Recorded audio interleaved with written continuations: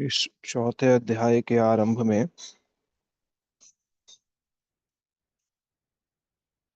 सबसे पहले श्री शौनकादिक ऋषि की महिमा ऋषियों ने मिलकर के श्री सुक गोस्वामी जी की महिमा को गाया। फिर तीसरे श्लोक में भागवत जी के इतिहास के विषय में पूछा। चौथे से आठवें श्लोक में श्री सुखदेव गोस्वामी पाद के गुणों को और उनसे संबंधित प्रश्नों को पूछा कि किस प्रकार से वह दस्य पुत्र महायोगी संवृत निर्विकल्प ऐसे सुखदेव गोस्वामी पाद एकांत मति निद्रह गूढ़ मूढ़ इव ईयते। ये श्री व्यास देव के पुत्र जो संतृप्त है, निर्विकल्प है, एकांत मति है, वो निद्र माने माइक क्रियाओं से परे जो है वह अपराकृत क्रियाओं में वो प्रतिष्ठित हैं। और गूढ़ मूढ़ इव ईयते है तो बड़े गूढ़, पर सभी को कैसे प्रतीत हो रहे हैं? मूढ़ प्रतीत हो रहे हैं। फिर सुना किस प्रकार से व्यासदेव श्री व्यासदेव ने देखा कि स्त्रियां जो हैं वो स्वयं को लज्जा अनुभव कर रही हैं। स्त्री पुंविधा ना तो कुतस्ते इत्यादि ये सब सुना। अब 9 से लेकर के 12वें श्लोक में श्री परीक्षित जी के जन्म, उनकी कर्म और उनके वैराग्य का वर्णन जो है कर रहे हैं।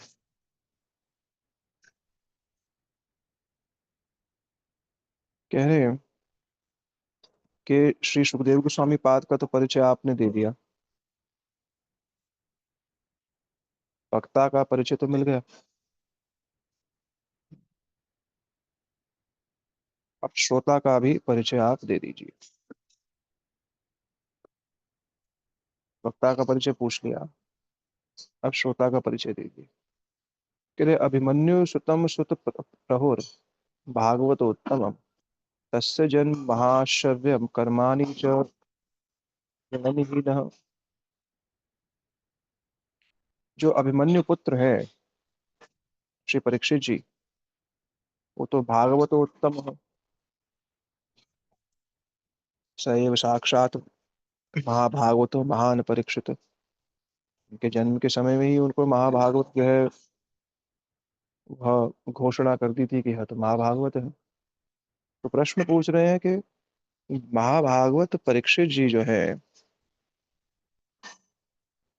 आप उनके तस्य जन्म महाआश्चर्य, उनके महाआश्चर्यमयी लीलाओं को श्रवण कराइए, उनके महाआश्चर्य कर्मों को जो श्रवण कराइए।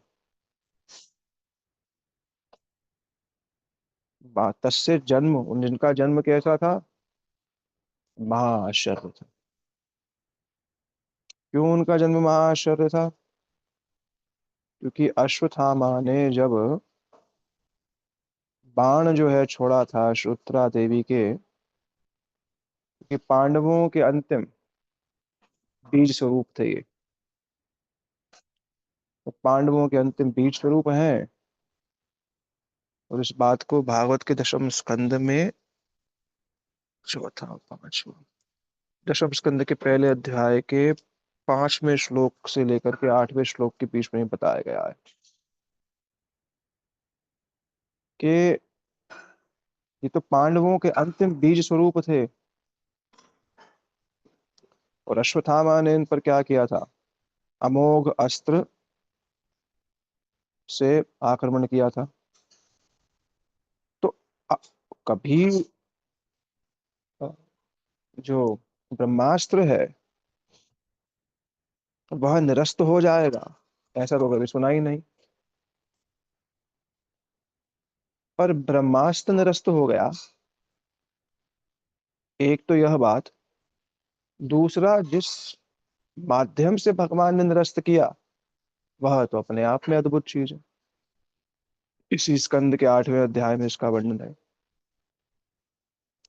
पाही जब अश्वत्थामा ने ब्रह्मास्त्र छोड़ा श्रोत्रा देवी के इस गर्भ को नष्ट करने के लिए।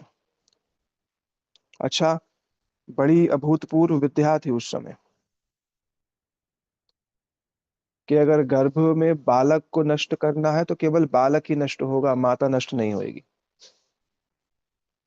ऐसी विद्या थी। ब्रह्मास्त्र का प्रयोग ही जब हुआ, वो जिस व्यक्ति के लिए है केवल उसी ही व्यक्ति का संहार करेगा, उसके निकटस्थ किसी व्यक्ति का नहीं। और यहाँ तो गर्भस्थ बालक है, गर्भस्थ बालक के को अगर ब्रह्मास्त्र से प्रहार किया जाए, ब्रह्मास्त्र तो पूरी सृष्टि को ही लय कर दे, पर वो ब्रह्मास्त्र केवल और केवल श्री परीक्षित जी के लिए छोड़ा गया, तो केवल परीक्षित जी पर ही उसका प्रभाव पड़ेगा, अन्य किसी पर नहीं। तो श्री उत्तरा देवी उस समय किन के निकट आई? श्री कृष्ण के निकट आई। तब उन्होंने कहा, पाहि पाहि महायोगी देव देव जगतपते, नान्यं त्वदभयं पश्य यत्र मृत्यो परस्परम। कि हे प्रभु, हे देव देव, हे जगतपते श्री कृष्ण, जगत का पालन करने वाले, जगत का सम्यक रूप से पालन करने वाले, हे जगतपति। सृष्टि स्थिति उद्धव हेतु रेतुरस्य, स्वप्न जागृति सुषुप्ति तयत्, हृदयसु इंद्रियाणि, हृदय देह प्राण इंद्रियसु हृदयानि चरन्ति येन संजीवितानि तवेति परम नरेंद्र। जगत की प्रत्येक, चाहे सृष्टि हो, स्थिति हो, प्रलय हो, स्वप्न अवस्था हो, जागृत अवस्था हो, सुषुप्ति अवस्था हो, देह इंद्रिय प्राण हृदय, ये सब के सब में संजीवनी शक्ति केवल भगवान के ही कारण है, इसलिए उनको जगतपति कहा जाता है। केवल भगवान के कारण ही यह मायक पदार्थों से बना हुआ जगत ही सत प्रतीत हो रहा है। ब्रह्मेव भाति सत्य सच्चित तयो परम। भगवान के कारण जगत सत्य प्रतीत हो रहा है, माने क्योंकि भगवान संजीवनी शक्ति इसमें, अगर भगवान अपनी संजीवनी शक्ति से रहित कर दे तो जगत केवल जड़ पदार्थ के अलावा कुछ नहीं। द्रव्य आपस में मिलकर के सृष्टि नहीं कर सकते हैं। द्रव्य जो है, चाहे पंच भौतिक इंद्रियां हो, चाहे पंच महाभूत हो, पंच तन्मात्राएं हो, ये मन बुद्धि अहंकार सब होते हुए भी सृष्टि नहीं कर सकते, माने प्राण शक्ति इनमें नहीं है। प्राण शक्ति केवल और केवल भगवान। संजीवितानि ही तवेधि परम नरेंद्र, परम नृप, सॉरी, या शायद परम नरेंद्र है, देखना पड़ेगा, एकादश श्लोक आ रहा है, परम परम नरेंद्र। तो भगवान ही जो है वह अपनी संजीवनी शक्ति से, ध्रुव जी के विषय में भी कहा गया इस बात को। ध्रुव जी ने कहा, मेरी इंद्रियां तो कैसी थी, उनमें संजीवनी शक्ति नहीं थी, पर कृतांजलि ब्रह्मयन कंबुना कस्पर्श बाल कृपया कपोले, योअंत प्रविश्य वाचम माम प्रसुप्ताम संजीवनी शक्ति अखिल शक्ति धरे सुधामना, अन्यश्च हस्त चरण श्रवत्वकादीन प्राणा नमो भगवते तुभ्यम।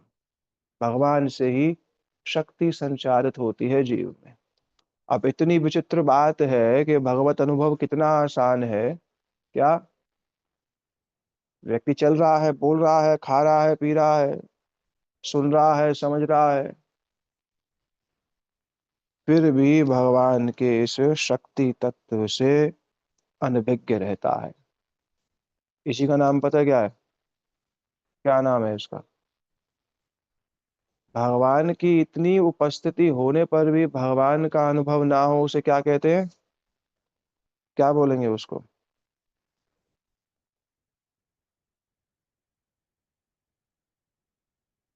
भगवान की इतनी उपस्थिति है, पर इतनी उपस्थिति होने पर भी जब उनकी जब उनकी प्रतीति ना हो, उसे ही माया कहते हैं।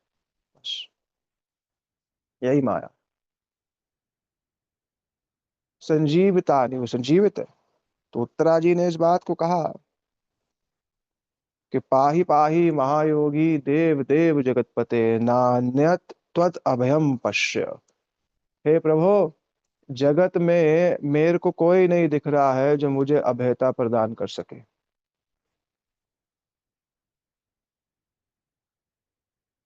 और कोई मेरी रक्षा नहीं कर सकता। क्यों? यत्र मृत्यु परस्परम, केवल मृत्यु आपस में क्रीड़ा कर रही है।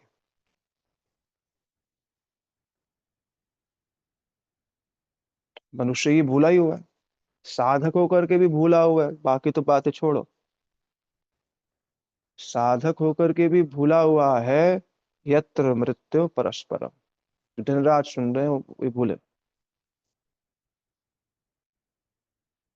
और उसको भूलने के कारण ही सारे द्वंद्व हैं।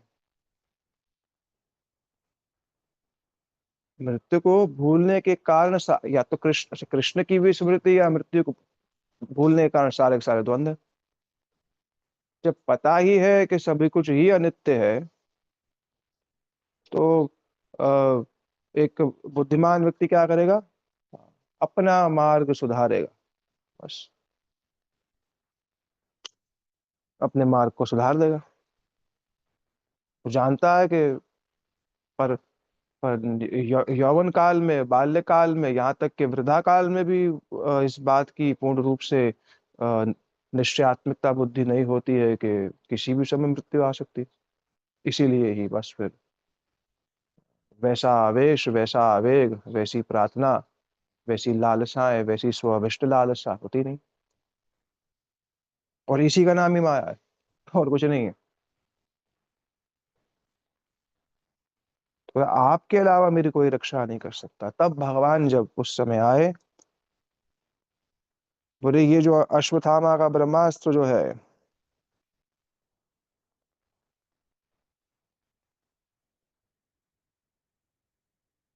अभिद्रवती ममीश, ये क्या कर रहा है? मेरी ओर बढ़ रहा है। मेरा शरीर जल जाए कोई बात नहीं, पर ना गर्भ निपत्यता। मैं, मेरा गर्भ का जो है वह निपत्यता, मेरा गर्भ नष्ट नहीं होना चाहिए। ऐसी बात कही। उत्तरा देवी के शब्दों को सुना श्री भगवान ने। जो भगवान भक्त वत्सल है, उन्होंने क्या किया? समझ गए अश्वत्थामा का ब्रह्मास्त्र उन्होंने छोड़ा है पांडवों का पूर्ण रूप से नाश करने के लिए। तब श्री भगवान ने क्या किया? 5 प्रकार के अग्नि युक्त ब्रह्मास्त्र पंचअग्नि पंचअग्नि होकर के उत्तरा देवी देवी की ओर बढ़ा था। तो पांडवों ने अपने अपने अस्त्र उठाए। भगवान ने समझ लिया कि ये तो पांडवों पर बड़ा जो है कष्ट आने वाला है। पांडव लोग को शरणागत है उनके। तो भगवान ने क्या किया? सुदर्शन सुदर्शन स्नेन स्वस्त्रेन स्वानम रक्षाम व्योदात विभो। श्री सुदर्शन को जो है वो धारण कर लिया। ब्रह्मास्त्र तो किसी भी अन्य अस्त्र से नहीं हो सकता निरस्त, केवल सुदर्शन। ब्रह्मास्त्र केवल ब्रह्मास्त्र से ही उसको निरस्त किया जा सकता है। अर्जुन ने पहले एक ब्रह्मास्त्र जो है ऐसे ही निरस्त किया था। अब अश्वत्थामा ने 5 ब्रह्मास्त्र एक साथ छोड़े, एक एक पांडव के लिए। वो तो बड़ा कठिन था, क्योंकि समय नहीं है उतना। इसीलिए इस स्थिति को देख करके भगवान ने व्रत तो लिया था, मैं कोई अस्त्र नहीं उठाऊंगा, पर भक्तों की रक्षा के लिए उन्होंने क्या किया? सुदर्शन स्वस्त्रेन स्वानाम रक्षाम व्यवदात विभो। विभो भगवान ने सुदर्शन को धारण करके भक्तों की रक्षा की। चाहे उनको अपना व्रत जो है वो भंग करना पड़ा। ये भक्तों के प्रति उनका क्या है, वैराग, उनका आसक्ति है उनकी। और भगवान ने क्या किया, जो समस्त जीवों के आत्मा स्वरूप है वह उत्तरा देवी के गर्भ में प्रवेश कर गए, पांडवों की रक्षा करने के लिए। पहले से ही हृदय में थे परमात्मा रूप में, पर अपने योग से उत्तरा देवी के गर्भ में गए और स्व मायावनोत गर्भम वैराट्या कुरुतंतवे, और उनके उस गर्भ को आवृत कर लिया योग माया के प्रभाव से। उस उत्तरा देवी को भी इसका पता नहीं। तो ब्रह्मास्त्र क्या हो गया, यद्यपि अस्त्रम ब्रह्म शिरस्त्व मोघम, उसकी तो च प्रतिक्रिया में उसकी अप्रतिक्रिया नहीं की जा सकती है, पर भगवान ने उसको क्या कर दिया, निरस्त कर दिया, उसको तेजहीन कर दिया। ये कोई अ, आश्चर्यचकित वाली बात नहीं है। क्यों, माँ मनुष्य ही ये आश्चर्य नहीं है। क्यों, सर्वाश्चर्य में अच्युत है, कृष्ण सर्वाश्चर्य युक्त है। ये इदम माया देवया श्रुति अवति हंति च, सृष्टि का स्थिति, सृजन, सृजन इत्यादि, स्थिति प्रलय इत्यादि, वो सब सब करते रहते, उनके लिए कोई आश्चर्य की बात। तो यहाँ पर जो प्रश्न पूछा गया था कि हमें उन परीक्षित जी के विषय में बताइए जिनका जन्म कैसा है, इनका जन्म कैसा है, यस्य जन्म आश्चर्य, इनका जन्म आश्चर्य स्वरूप है, हम उनके विषय में सुनना चाहते हैं। ये उनका आश्चर्य में जन्म था। तो इसी से ये पता चलता है कि कौन है, जो पिछले श्लोक में कहा गया है। जब इस बात को बोला गया कि इसी श्लोक में जो कहा गया कि अभिमन्यु सुतम सुतप्रभु भागवत, वो भागवत उत्तम का प्रमाण क्या है, ये भगवान ही स्वयं गर्भ में उनकी रक्षा के लिए स्वतः पहुंच गए, यही भागवत उत्तम का साक्षात जो है वो प्रमाण यही है। और ये आश्चर्य युक्त जन्म उनका रहा, तस्य जन्म महाआश्चर्य। तो हमें उनके विषय में बताइए। फिर परीक्षित जी से संबंधित दूसरा प्रश्न पूछा। ये महत्वपूर्ण श्लोक है इसका अंतिम, प्रायो पृष्ठ गंगायाम अनाधृत्य धराट श्रियम, स सम्राट कस्य वहे तो पांडुनाम मानवर्धन, प्रायोपिष्ट गंगायाम अनाधत्य धराट श्रियम। वो तो पांडवों के कौन है, मानवर्धन, पांडवों के मान को वर्धित करने वाले, पांडवों के गौरव को, पांडवों की संपदा को, पांडवों की परंपरा के वर्धन करने वाले जो हैं, पांडवा नाम मानवर्धन, उन्होंने क्यों अनाधृत्य अधिराट श्रियम, उन्होंने अधिराट है ऐसा वैभव उन्होंने परित्याग करके, प्रायोपविष्ट, प्राय माने जल इत्यादि भी त्याग करके गंगा जी के निकट वह क्यों बैठे। शौनकादिक ऋषियों के लिए बड़ा आश्चर्य का विषय। श्री सुखदेव गोस्वामी पाद के प्रति तो आश्चर्य है ही सही, ऐसी स्थिति जो है उनकी, उसके प्रति तो आश्चर्य है ही सही कि सगो दो हनुमात्रन गृहेशु गृह मेरी राम, अवेक्षित महाभागवत भागवत तीर्थ तीर्थ कुर्वन्ति तदाश्रम। ये तो है ही सही कि वह तो गुड़ मुड़ इयते की भांति भ्रमण कर रहे हैं, इसमें तो कोई इसी, ये तो आश्चर्य, और उससे भी बड़ा आश्चर्य है, चलो वो तो जन्म से ही वैराग्यवान थे, पर ये तो उससे भी बड़ा आश्चर्य है कि जो अधिराट है श्री के, जो, अच्छा, वक्ता भी वैराग्य की चरम सीमा और श्रोता भी कैसा। अब ये कहा जाए श्रोता का वैराग्य तो कारण से उदित हुआ है, नहीं, वैराग्य प्राय कारण से उदित होता है वास्तविक वैराग्य, क्योंकि जीव इस जगत में किसी भी स्थिति में हो, उस स्थिति को ही क्या मानता है, उस स्थिति में खुश हो जाता है बस, जैसा मिल जाए। जो कोई धनीमानी व्यक्ति देखता है, अरे यार ये लोग इन छोटे छोटे घरों में कैसे रहते हैं, वो उसी में ही सुखी हो जाता है। ये सर्प अपने बिल में खुश हो गया है, चींटी भूमि में ही खुश हो गई। भागवत में आया श्लोक कि जो जो योनि मिलती है उस योनि में वहीं पर सुखी हो जाता है, सोचता है बस यही है। तो परीक्षित जी तो सर्वथा सुखी होने चाहिए क्योंकि अधिराट है, पर ऐसे अधिराट ने सब कुछ जल इत्यादि त्याग करके प्रायोपृष्ठ क्यों वो बैठे, यह शौनकादिकों के लिए आश्चर्य का विषय है कि एक चक्रवर्ती सम्राट जिसके गर्भ में, जिसके माता के गर्भ में आकर के उनकी रक्षा करी, तभी उनका एक नाम पड़ा विष्णुरात, विष्णु द्वारा रक्षित होने के नाम कारण उनका नाम विष्णुरात पड़ा। ऐसे श्री परीक्षित जी ने क्यों प्रायोपविष्ट, प्राय माने संपूर्ण रूप से, क्यों जल अन्न का परित्याग करके बैठे, ये आश्चर्य का विषय है। महाभागवत होकर के श्राप की, अच्छा कृष्ण अगर जो ब्रह्मास्त्र है उसको, उसकी अप्रतिक्रिया कर, वैसे तो वो च अप्रतिक्रिया है पर उसकी प्रतिक्रिया कर सकते हैं, निरस्त कर सकते हैं, तो क्या परीक्षित जी श्राप को निरस्त नहीं कर सकते थे? अवश्य कर सकते थे। परीक्षित जी भी श्राप को, पर वो श्राप क्या है, वो श्राप है विरक्ति का कारण। वो संसार से कभी विरक्त होएगा ही नहीं मनुष्य, वो होता ही नहीं है। वो कुछ को छोड़ छाड़ करके चला जाए फिर भी भाई भाई चलता है। क्यों? क्योंकि यहीं पर ही कुछ ना कुछ ऐसा ढूंढ रहा है कि मैं सुखी हो जाऊं बस, कुछ ना कुछ ऐसा ढूंढ लेता है कि किसी तरीके से बस जा, और फिर वो आवेश उत्कंठा होती नहीं। आवेश उत्कंठा होगी सब जब पता चलेगा कि सीमा का जब समय नहीं है, वो भी वैराग्यवान की होती है। इस दोनों कहीं वैराग्य शिरोमणि है, एक नहीं।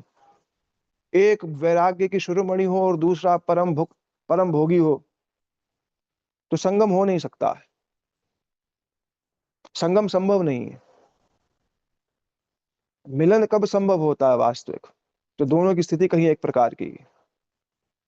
वो बात कर रहे हैं संसार के इस नश्वरता की, और सुनने वाला संसार के भोगों में अभ्यस्त है, तो फिर वो, इसलिए रूप गोस्वामी पाद ने कहा नाति वैराग्य नाति आसक्तो, तो ना ज्यादा आसक्त हो ना ज्यादा विरक्त हो, वही भक्ति का अधिकारी है। ज्यादा आसक्त होगा तो सुनने से भी कुछ होगा नहीं, तो सुनता रहेगा बस, और कहीं ना कहीं अपनी आसक्तियों का ही पोषण करता रहेगा साधु समाज में भी। ज्यादा आसक्त होगा संसार में तो क्या करेगा? वो फिर धार्मिक तो हो सकता है, भक्त नहीं हो सकता। धार्मिक होना आसान है,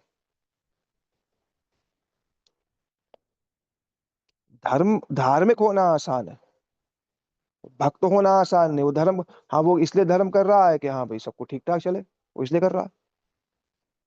पर एक वैराग्य शिरोमणि श्री सुखदेव गोस्वामी पाद का संगम हुआ किससे, मिलन हुआ किससे, ऐसे ही जगत को क्षणभंगुर मलवत्त मानने वाले श्री परीक्षित जी से तभी भागवत कही। वरना अगर श्रोता का स्तर ही कुछ और होगा, पहली बात तो श्री सुखदेव गोस्वामी पाद जैसे श्रोता, ये वक्ता के लिए किसी श्रोता की उनको किसी श्रोता की आवश्यकता ही नहीं है, क्योंकि वो निर्विकल्प है, उनको आवश्यकता ही नहीं है। पर ऐसा कहीं मिल जाए जगत के लिए उदाहरण कि प्राय जो भी अधिराज जो भी वैभव था तो ही तत्क्षणात त्याग करके जा करके बैठ गए।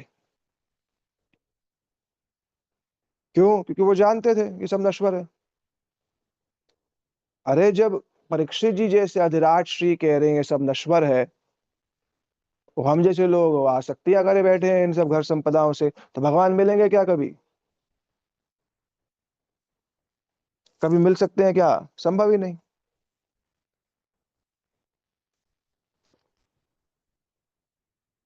संभव ही नहीं है कि मिल जाए। क्यों? क्योंकि आसक्ति का छेदन कराने की कोई इच्छा ही नहीं है। ये संवाद के वक्ता और श्रोता की स्थिति को सही रूप से समझ करके प्रवेश करता है भागवत में। ये कैसा व्यक्ति था जो जानता था क्या, पुनश्च भूयात भगवती अनंते, बस इसलिए कहा कि उनके जन्म कर्म के विषय में बताइए। कृष्ण के जन्म कर्म के विषय में बाद में पूछेंगे, पहले वक्ता और श्रोता के जन्म कर्म के विषय में सुनते हैं कि ऐसा कि भागवत प्रकट ही क्यों हुआ, क्योंकि उन्हें समझ में आ गया था पश्चात पाप विपर्यास।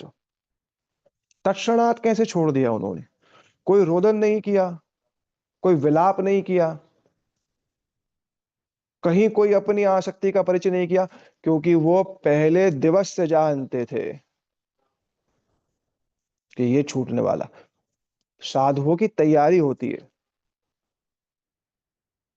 तैयार नहीं, वो अंत समय तैयार हो रहे हैं, अंत समय कोई तैयारी नहीं हो रही, पहले ही तैयारी होती है कि किस क्षण जाना। वास्तविक साधक होता है वो पहले ही तैयार होता है, वो मुख मुख वाला साधक नहीं, बात बात करने वाला। जहां जहां उसकी आसक्ति होती है, उन आसक्तियों को भगवान और गुरु में लगाना शुरू कर देता है हर क्षण, क्योंकि वो जानता है यही रतिम पुंसी मुक्त, यही आसक्ति बंधन का कारण है, यह आसक्ति ही बंधन का कारण है। तो क्यों उन्होंने सब छोड़ा, अधिराट माने समस्त भूमंडल के जितने भी राजा थे, क्योंकि केवल कथा नहीं है कि बस इंफॉर्मेशन दे दो, ये तो कथा नहीं केवल ये, इसमें क्या लिखा है और क्या क्या नहीं है वो सब ठीक है, वो एक स्तर पे ठीक है, पर इसका विचार करने की आवश्यकता है कि संपूर्ण पृथ्वी के राजा जितने भी थे वो परीक्षित जी को अधिराट मानते थे, उनके निकट आकर के उनको अधिराट मानते थे। तो परीक्षित जी को अपने पांडव वंशों का ही जो है धन वैभव जो है प्राप्त हुआ था, पर उनकी उसमें कोई रुचि नहीं थी। पांडवा नाम मानव, कोई रुचि नहीं थी, मिल गया था पर रुचि नहीं थी उसमें कोई।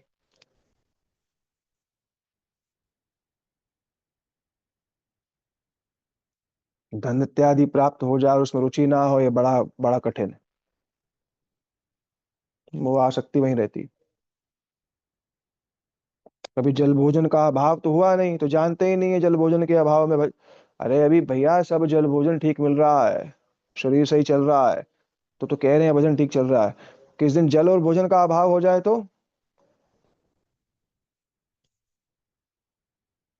तब समझ में आएगा, परिचित तब होगा भजन का। उस विपरीत परिस्थिति में गुरुदेव कल ही कह रहे कि जीवन की समस्याएं आने पर अगर मन विचलित हो रहा है, तो इसका अर्थ क्या है, कुछ ना कुछ तो गड़बड़ी है। जीवन में समस्याएं आ रही हैं और उसी में तो उसी में ही तो व्यक्ति के भजन का परिचय ही उसी में ही है। भगवान परिपक्व कराना चाहते हैं उसको, पर भजन का ये मार्ग जो है ना वो प्राय कोई सुनना ही नहीं चाहता, पालन करना तो बहुत दूर की बात है, कोई सुनना ही नहीं चाहता। आप कितनी भी कोशिश कर लीजिए, परिस्थिति प्रतिकूल होएगी ही होएगी, संभव ही नहीं, होएगी ही होएगी। हम जिन चीजों को बचाने के चक्कर में यहाँ पर घूम रहे हैं वो चीजें छिनेंगी ही छिनेंगी, 100% छिनेंगी। पर वो पश्यन्नपि न पश्यति का भाव है, संसार का वास्तविक दर्शन नहीं है, पर परीक्षित जी को था, तत्क्षणात पता चला, चलो भाई। क्यों, पूरे तैयार थे। विलाप का एक शब्द भी किसी भी पुराण में नहीं मिलता है कि तुमने विलाप किया हो। और अपनी माता उत्तरा देवी को भी वहीं बिठा लिया, आप भी सुनिए, आप भी वहीं बैठिए, समस्त समस्त, और आप भी यहाँ बैठिए, समस्त ऋषिगणों के बीच में बैठ करके सुन रहे हैं, अधिराट बैठे। ये है परीक्षित, सामान्य श्रोता नहीं। उसकी एक स्थिति है भागवत सुनने की। अत्यंत आसक्त है संसार में, उसको तो भागवत सुना भी रहे हो तो फिर वो क्या समझ पाएगा वास्तविक रूप में। और उस आसक्तियों का छेदन भी नहीं करना चाहता है, तो क्या समझ पाएगा और कितना समझ पाएगा। धार्मिक क्रिया नहीं है कोई, धर्म की क्रिया नहीं कि बस बस कर दिया, बस हो गया, बस सुना, इतना सुनना चाहिए, बस ये नहीं। कि नमन्ति यदपाद निकेतन आत्मना शिवाय। हाँ, एक सेकंड क्यों चला गया।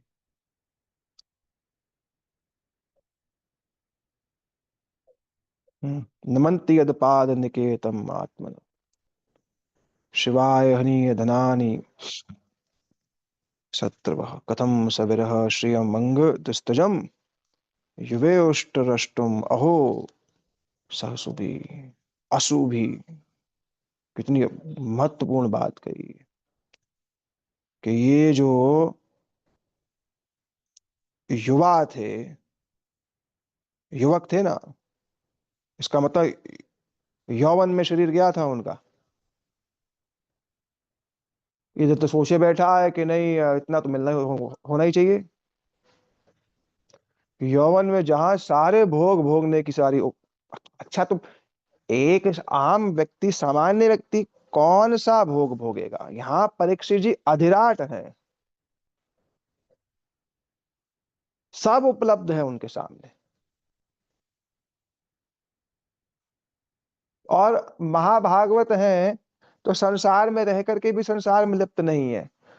तो संसार में लिप्त नहीं थे, संसार की आसक्ति ही नहीं थी, भगवत प्राप्त थे, तो कर सकते थे ना शाप को निरस्त। पर नहीं, जगत को दिखा दिया कि मुझ जैसा व्यक्ति जो भगवत प्राप्त है वो भी समझा रहा है क्या कि सब नश्वर है। पर नहीं नहीं, वो बस छुपाने की आदत है बस। अपने हृदय के दोष बाहर निकलते, स्वयं का हृदय उसको ना स्वीकारे तो समझ लो कपट की मूर्ति है। अपने हृदय के दोष सामने आने पर अगर अपना हृदय ही उसको ना स्वीकारे तो मान लीजिए अपना मंगल नहीं चाहता है, तो अपना मंगल नहीं चाहता। तो बोले ये जो युवा थे और जिनके चरणों में नाना प्रकार के सब लोग धन इत्यादि लेकर के आते थे और प्रणाम करते थे उनको अपने मंगल के लिए, उन्होंने श्रियमंग दुस्तजम, ऐसे श्री वैभव को कैसे त्यागा। हम्म, अपने श्री वैभव को कैसे त्यागा। त्यागा तो छोड़ो, श्री वैभव का प्रयोग भगवान की सेवा में नहीं हो पाता है। त्यागना तो बहुत ऊंची स्थिति है, प्रयोग ही नहीं हो पाता है। दुस्तजम है ये, अपने श्री वैभव को भगवान की सेवा में लगाना बड़ा दुस्तज कार्य है।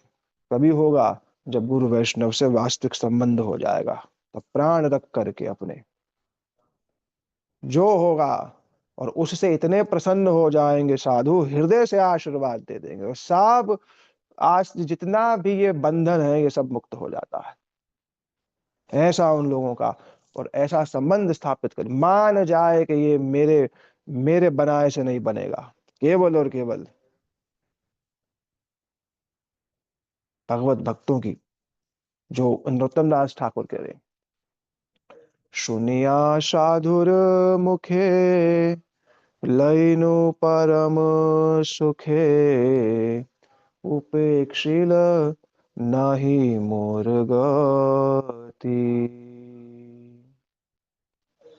राधा कृष्ण निवेदन ए जन करे।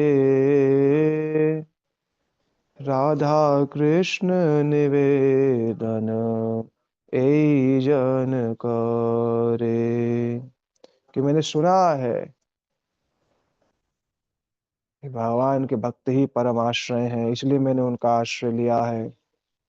हे नाथ, अब आप मेरा परित्याग मत कीजिएगा, क्योंकि मैंने सुन करके उनके पास में आ गया। तो परीक्षित जी यौवन थे, बूढ़े नहीं थे कोई।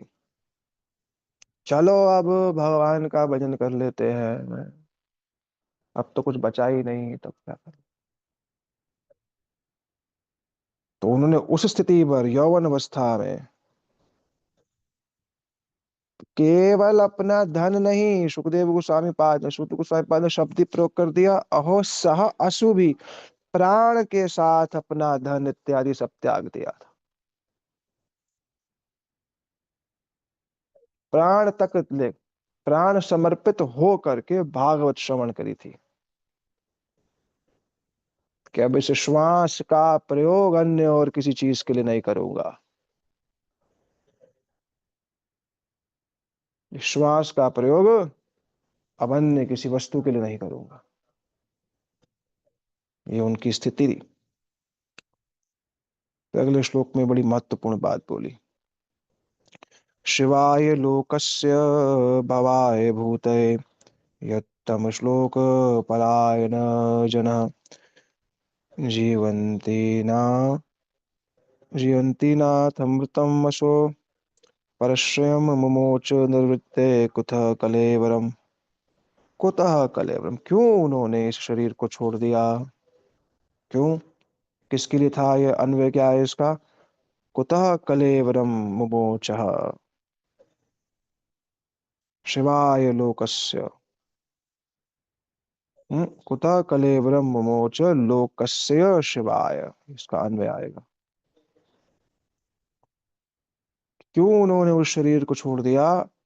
अरे जो तो जगत के लिए भवाय भूत है, जगत के लोगों के लिए आश्रय स्वरूपा देह थी उनकी। जो जगत के लिए उनकी आश्रय स्वरूपा देह थी, इस बात को स्वयं भागवत जी के प्रथम स्कंद के प्रथम अध्याय में इस चीज को बोला गया, जब श्री परीक्षित जी आ, विचरण कर रहे थे समस्त भूमंडल का। तब उन्होंने अपने जो पांडव जन थे, जिसके विषय में पीछे कहा गया कि पांडवा नाम मानवर्धनम, उन्होंने उस समय देखा कि कैसे सभी जितने भी भूमंडल के वासी हैं, राजा इत्यादि हैं, वो किस प्रकार से पांडवों की निरंतर महिमा गाते हैं। क्यों गाते हैं? इसलिए ही गाते हैं कि कृष्ण उनके सुहृद बन गए थे। और इन सब बातों को जब वो सुनते थे तो उनको अत्यंत अत्यंत प्रसन्नता होती थी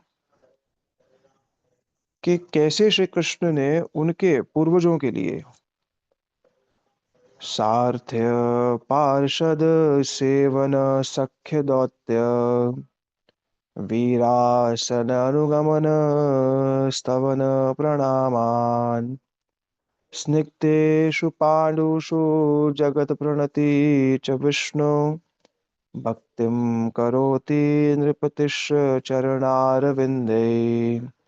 कि कैसे कृष्ण प्रेम परवश होकर के सारथ्य पार्षद सारथी बन गए। उनके पार्षद इत्यादि बन गए, सेवन उनके सेवक बन गए, सख्य उनके सखा बन गए, उनके दौत्य उनके दूत बन गए, वीरासन अनुगमन, रात्रि में शस्त्र ग्रहण करके कृष्ण वीरासन में बैठ जाते थे, पांडव जन विश्राम कर रहे हैं। अनुगमन स्तवन प्रणाम, और वीरासन अनुगमन, आगे पीछे उनके कक्ष के रक्षा करते, उनकी अनुगमन उनके पीछे पीछे चलते, और स्तवन प्रणामन, पांडवों की स्तुति करते और पांडवों को प्रणाम करते। इतना ही नहीं, उन्होंने पांडवों के चरणों में क्या किया, स्निग्धेषु पांडुषु जगत प्रणति च विष्णु, पांडवों के चरणों में उन्होंने सारे जगत को जो है झुका दिया था। ऐसे भक्तिम करोति नृपतिश चरणारविंदे। तब श्री परीक्षित जी की कृष्ण के प्रति जो, श्री कृष्ण के चरण कमलों के प्रति भक्ति जो थी, वो अत्यंत अत्यंत बढ़ जाती थी। नृपति चरणारविंदे भक्तिम करोति, परीक्षित परीक्षित जी की, श्री परीक्षित जी की भक्ति भगवान श्री कृष्ण के चरण कमलों में और बढ़ जाती। तो ऐसा व्यक्ति जो ऐसी परंपरा में, उसने शरीर अपना क्यों छोड़ा। तो मोच निर्विद्य कुतः कलेवर, क्यों छोड़ा उन्होंने, पहला ये प्रश्न पूछ रहे हैं। ये उनका आश्चर्य है, ये उनका आश्चर्य है कि क्यों उन्होंने शरीर जो है छोड़ दिया। मतलब वो चाहते तो शरीर नहीं छोड़ सकते थे, क्योंकि उनका जीवन कैसा है, शिवाय लोकस्य, लोगों के मंगल के लिए है। जीवन का मूल्य यही है, शिवाय। दूसरा, भवाय भूतये, ऐसे राजा थे कि ना केवल अपनी प्रजा को सांसारिक वस्तुएं प्रदान करते थे, पर भगवत भक्ति का भी पूर्ण अवसर प्रदान करके भवाय भूतये, जिससे वो इस भव से निवृत्त हो जाएं।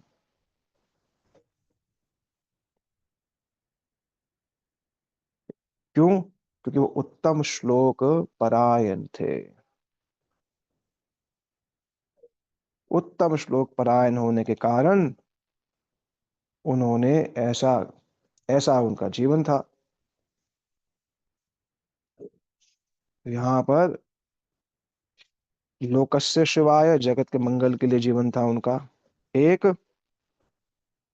तो जगत की जो भाव इत्यादि की जो समस्या है, जन्म मृत्यु, वो उससे कैसे निवृत्त हो इसकी व्यवस्था करते। और दूसरा, भूताय माने जगत का जो धन है उसकी व्यवस्था भी करते। और दूसरा, यहाँ भवाय शब्द का अर्थ बता रहे हैं, वो भक्त जो दूसरे लोगों की सहायता करते हैं, किस लिए, जिससे वो अपने संसार की आसक्ति को छोड़े और उनसे ही उनका संबंध बनता है।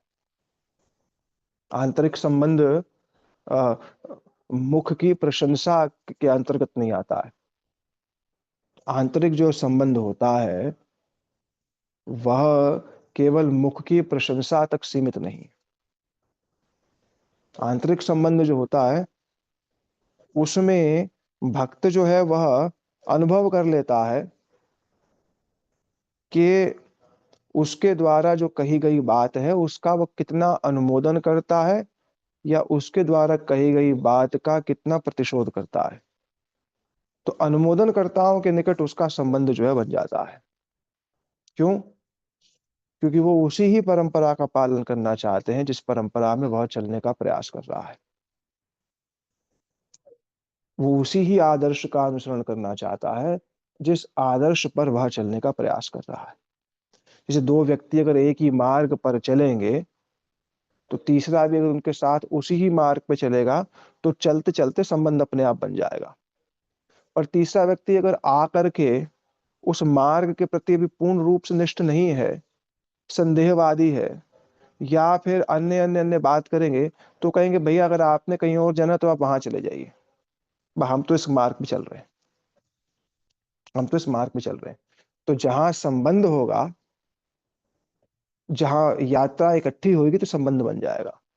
और यात्रा इकट्ठी होने का तात्पर्य क्या, एक ही भाव को प्राप्त करने की इच्छा होगी। एक ही प्राप्त को जब भाव करने की इच्छा होती है तो क्या होगा, संबंध। अब उसी को ही स्मरंतम स्मार दृश्य कह दिया गया। मिथो अगोग हरि भक्त्या संजायते भक्त्या बिभ्रत उत्पुलकातुल। तो भक्त लोग जो है वो क्या करते हैं, भवाय माने इस संसार में जगत जीवों की सहायता करने के लिए पूर्ण प्रयास करते थे, इसलिए उनके ऋण से कोई और ऋण नहीं हो सकता है। उनके ऋण से कोई और ऋण नहीं हो सकता। जो जितना अपने आप को वो ऋणी समझता है, उतनी ही सेवा के लिए प्रस्तुत रहता है। जैसे धुआं जो होता है, उससे क्या होता है? धुएं से मच्छर भाग जाते हैं ना। ऐसे ही भक्तों के संग से क्या होता है? अगर वास्तविक भक्त संग कर रहे हैं, तो जैसे धुएं से मच्छर भाग जाते हैं, उसी प्रकार से ही वास्तविक भक्त संग से ये कुहक जो है माया का, ये भी नष्ट होगा। निरस्त कुहकम सत्य परम धीमहि। होगा ही होगा। आसक्तियों का छेदन होगा ही होगा, संभव पर ही नहीं है।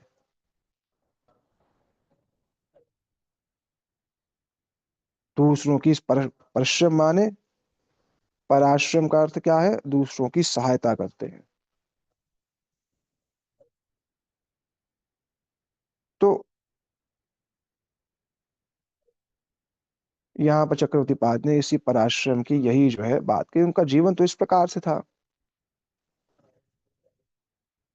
बोले उस वस्तु का परित्याग नहीं करना चाहिए जिस वस्तु पर अन्य लोग आज आश्रित है, पर उस वस्तु से आसक्ति अवश्य ही हटा लेनी चाहिए जिस वस्तु पे अन्य लोग आश्रित हैं। वस्तु का परित्याग नहीं किया, पर वस्तु से अनासक्त हो गए। तो यह 3 श्लोकों में उन्होंने श्री परीक्षित जी की महिमा जो है यहाँ पर गाई। अब इन 3 श्लोकों के बाद श्री व्यासदेव ने, श्री शौनकादिक ऋषियों ने जो प्रश्न पूछा था भागवत जी के विषय में, तो अब 14वें श्लोक से लेकर के 25वें श्लोक तक व्यास जी द्वारा वेदों के विभाजन का वर्णन जो है कर रहे हैं।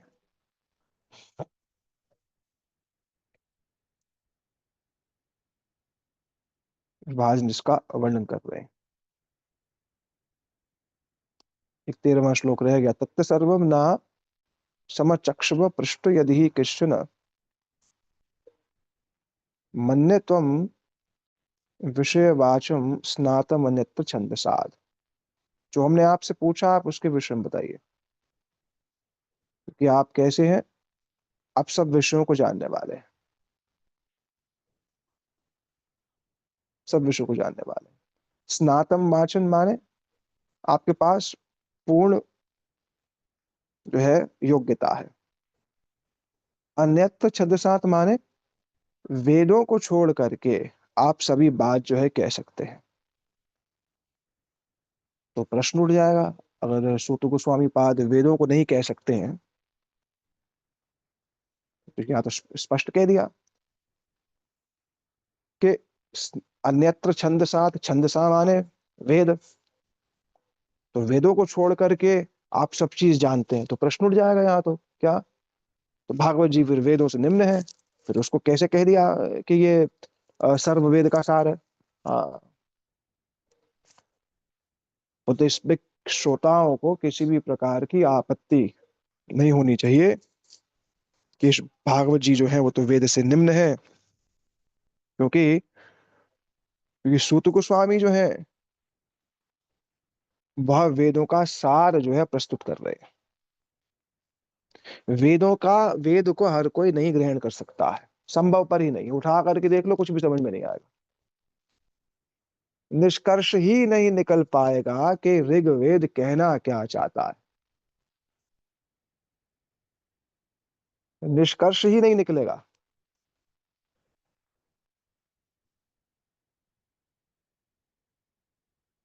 जैसे वृक्ष के किस प्रकार से वृक्ष उत्पन्न हुआ, किस प्रकार से उसकी शाखाएं वर्धित हुई, किस प्रकार से उसके पुष्प पल्लव विकसित हुए, किस प्रकार से ऋतु अनुसार उसमें फल इत्यादि आए हैं, ये ना भी पता होने पर केवल अगर फल का आस्वादन कर लेंगे, फल का आस्वादन करते ही वृक्ष का परिचय मिल जाएगा। उसी ही प्रकार से श्रीमद् भागवतम रूपी सार का आस्वादन करने पर वेद रूपी फल का परिचय और आस्वादन अपने आप ही हो जाएगा। ये सभी व्यक्ति क्या है, फल ही तो खाते हैं, कोई वृक्ष थोड़ा ना कोई जा करके देखता है वृक्ष कैसे उग रहा है। उसी ही प्रकार से भागवत जी वेद का परिपक्व फल है। अर्थयो ब्रह्म सूत्राणाम भारतार्थ विनिर्णय गायत्री भाष्य रूपो असो वेदांत परिबृहित। तो भागवतम जो है वेद रूपी वृक्ष का सार स्वरूप है। इसलिए ही आप सब चीज में दक्ष हैं। और अन्यत्र छंद सात माने वेद नहीं कहेंगे आप, क्योंकि आप पुराणों के वक्ता हैं। इतिहास पुराणा नाम पंचम वेद सौच्यते। अभी वर्णन करेंगे कि इतिहास पुराण मेरे पिता रोमहर्षण को दिया, और उन्हीं से ही मैं जो मैं पुराणों का वक्ता बना। ऋग यजुर साम अथर्वाख्या वेद श्रुत्वा रुद्रता इतिहास पुराणा नाम पंचम वेद स उच्यते। उसी से ही जो है मैं पुराणों का जो वक्ता बने। तो आप सब वो बताइए। अब सूत गोस्वामी पाद ने काल का वर्णन किया, क्योंकि पूछा था प्रश्न, क्या पूछा था, प्रश्न यही पूछा था कि भागवत जी कैसे प्रकट हुई। हम्म भागवत जी का प्राकट्य जो है कैसे, कस्मे युगे प्रवर्तेयम, किस युग में आई, स्थाने व केन हेतुना, क्यों उन्होंने इस ग्रंथ को लिखा। तो अब बता रहे हैं कस्मिन युगे प्रवर्ते का उत्तर। द्वापरे समनु प्राप्ते तृतीय युग परय जात पराशरात योगी वासव्याम कलया हरे। श्री व्यास जी अब उत्तर दे रहे। क्योंकि ये प्रश्न पूछा गया था, अब इसके उत्तर में कह रहे हैं कि कब और कहाँ हुई ऐसी, किसने किससे प्रेरणा हुई थी, जो तीसरे श्लोक में पूछा गया था। अब उसका उत्तर यहाँ दे रहे हैं क्या, कि व्यास जी ने इसको कब कहा, क्योंकि सब जीव जो ये इसको कब कहा, द्वापरे समनु प्राप्ते वासव्याम। द्वापर हर युग जो होता है उसके तीन विभाग होते हैं। एक आरंभ, जिसे संध्या रूप कहते हैं, वो 10% उसका हिस्सा होता है। मध्य, मध्य 80% हिस्सा होता है उसका। और संध्यांश रूप 10% होता है। तो यहाँ पर कह रहे हैं कि द्वापर समनु प्राप्त, एक हो गया संध्या रूप 10%, मध्य रूप हो गया 80% युग का, और 10% जो है रात्रि का मान लीजिए, या फिर संध्यांश का रूप जो है वहां पर कहा जाता है। तो कह रहे हैं कि तृतीय युग पर, तृतीय युग माने कौन सा,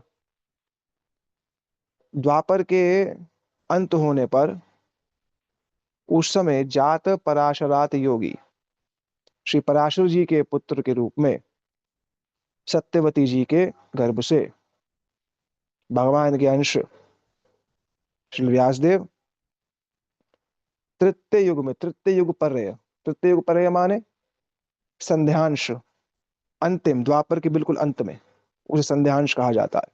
संध्या रूप, मध्य और संध्यांश। तो संध्यांश में श्री व्यासदेव आए, उस संध्यांश में आए हैं। किस युग में आए, तो कह दिया कि द्वापर के बिल्कुल अंत में आए हैं। तो जब श्री कृष्ण का जन्म हुआ, उस समय उस समय ही व्यास जी भी वहीं पर जन्म लिए।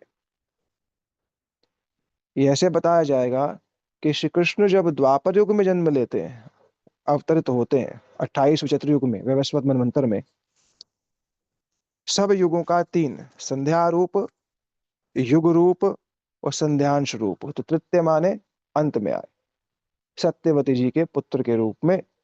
सत्यवती जी कौन थी? एक वसु है, उनका नाम था उपार उपरीचर वसु। उपरीचर वसु की पुत्री थी, तो वासव्याम कह दिया। वसु की पुत्री है, इसलिए वासव्याम कलयाहरे। सत्यवती जी वसुपुत्री हैं, इसलिए उनको वासव्याम कह दिया गया। उनके गर्भ से श्री व्यासदेव आए। ये व्यास जी के जन्म की कथा जो है केवल एक ही श्लोक में यहाँ पर कही गई। अब उस समय वर्णन कर रहे हैं कि व्यास जी के जन्म का वर्णन कर दिया। अब फिर कह रहे हैं कि व्यास देव ने क्या देखा, भूत भविष्य, भविष्य भूत वर्तमान काल परिवर्तित हो रहा है, भविष्य की ओर जा रहा है, और भूतकाल देखा। तो सरस्वती नदी के तट पर श्री व्यास देव जो थे वह ध्यान कर रहे थे, और उस समय उन्होंने क्या देखा, युग धर्म व्यतिक्रम, कैसे विविक्त एक आसीन उदित रवि मंडले, विविक्त आसन एकांत में, किस स्थान पर, उदित रवि मंडले, रवि उदित हो रहा है सामने, चंद ये सूर्य उदित हो रहा है। आचमन इत्यादि क्या, उपस्पृश्य जलम शुचि, और सरस्वती नदी के निकट ही शुद्ध होकर के एकांत विविक्त एक आसीन उदित रवि मंडले। तब उन्होंने इस लक्षण देखे, किसके, कलिकाल के लक्षण देखे पहले उन्होंने, कि कली के लक्षण क्या होंगे। एक चीज भी इसमें ऐसी नहीं है जो अब ना हो रही हो।